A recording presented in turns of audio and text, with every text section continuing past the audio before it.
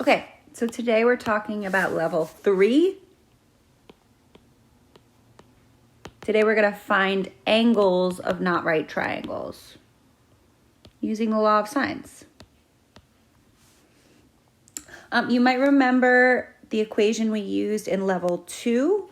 It looked like this. A over sine of A equals B over sine of B equals C over sine of C. Now this formula is really useful when you're finding sides. It's also really useful to find angles. However, I'm going to modify this a little bit. Whenever your unknown is at the top of your fraction, it makes your life a lot easier. So in this case, all of my sides are at the top. This is really useful if I'm looking for a side. But if I want to look for an angle, it's more useful to have the angles on the top of your fraction. It just makes your life easier later on. All I'm going to do is flip this formula upside down. So I'm going to use this same formula, just flip it upside down. Sine of angle A over A equals sine of angle B over B equals sine of angle C over C. This is the formula I'm going to use to find angles.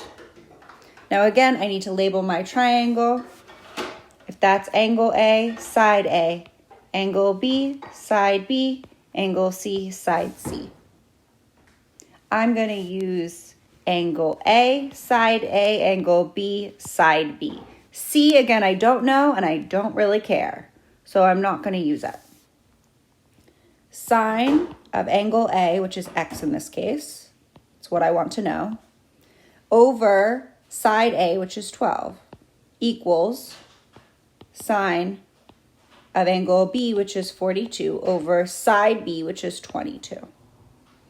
Now I need to get x by itself, so I'm going to get rid of dividing by 12. The opposite of that would be multiplying by 12. Whatever I do to one side, I have to make sure to do to the other. So these 12s cancel out.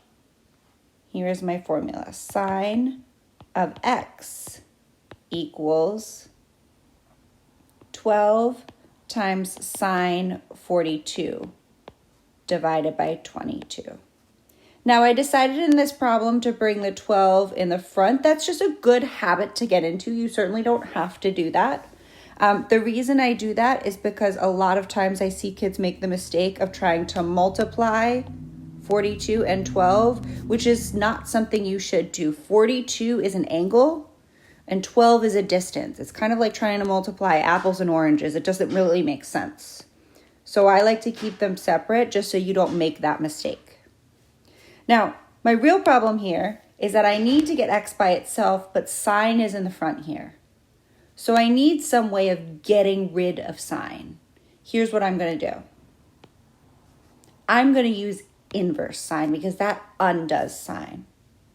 I'm going to say sine inverse of everything on this side and sine inverse of everything on this side.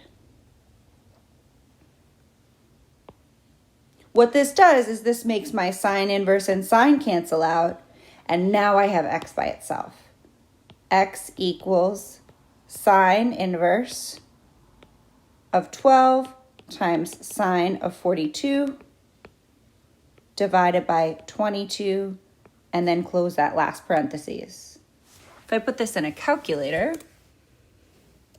I would get sine inverse of 12 times sine 42, close my parentheses, divided by 22, close my parentheses, 21.41.